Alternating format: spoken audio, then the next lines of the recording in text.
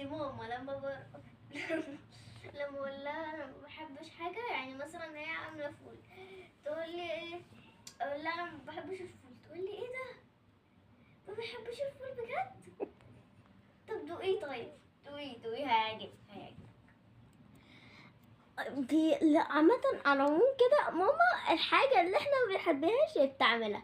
انا بقول لها مثلا ماما انا مثلا ما بحبش العدس، تروح هي قايله لي ايه، ماما تروح قايله لي فتعمله. والله يا ماما انا ما بحبش العدس، اكل حاجه تانية، اكون اعمل نفس الاكل اللي هي بتقولي ايه ده انت ما بتحبيش العدس بجد؟ تبصلي كده تروح تقولي طب دوقيه هيعجبك والله العظيم هيعجبك، والله حلو هيعجبك. مالك مش العدس طعمه حلو؟ ايوه يا